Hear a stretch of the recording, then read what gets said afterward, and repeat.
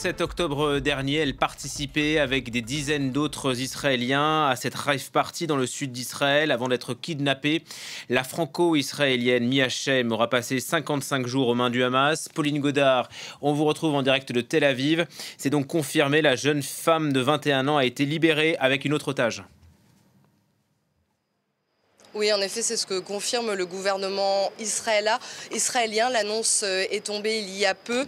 Mia Shem, la franco-israélienne de 21 ans, et Amit Soussana, 40 ans, ont été libérés par le Hamas. Elles se trouvent sur le territoire israélien et elles sont en route vers la base militaire d'Atserim. Alors d'autres otages vont être libérés dans les prochaines heures. C'est ce qu'affirme également l'armée israélienne, mais on ne connaît pas le nombre exact des otages, des prochains otages qui vont être libérés. Alors seront-ils 8, seront-ils 10? Normalement, selon le terme de l'accord qui a été passé entre Israël et le Hamas, ce sont 10 otages israéliens qui doivent être échangés contre 30 prisonniers palestiniens.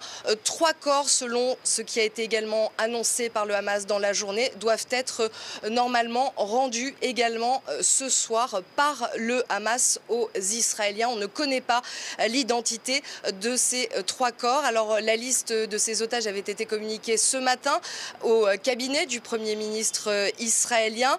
Des rumeurs indiquent que peut-être ce soir des Bédouins feraient partie des otages qui seraient libérés. On sait que 6 Bédouins ont été kidnappés, ont été pris en otage le 7 octobre. Ils travaillaient dans des kibboutz et hier encore, les membres de la famille de ces Bédouins demandaient à Benjamin Netanyahou de tout faire pour œuvrer dans le sens de leur libération. Les tractations se poursuivent avec le Qatar, avec l'Égypte. L'Égypte a fait un communiqué en disant qu'il faisait tout pour que cette trêve soit prolongée encore de 2 jours. Anthony Blinken, le secrétaire d'État américain, est également ici en Israël. Il a rencontré le Premier ministre israélien, Anthony Blinken, qui plaide lui aussi pour une prolongation de cette trêve. Et il a demandé à Benjamin Netanyahou, je cite, de protéger les civils dans le sud de la bande de Gaza si jamais cette trêve finissait par être rompue. Je vous rappelle qu'elle a été prolongée ce matin in extremis, quelques minutes avant la fin de la trêve. C'était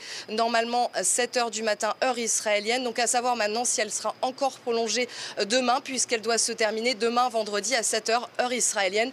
Les négociations sont en cours. Merci.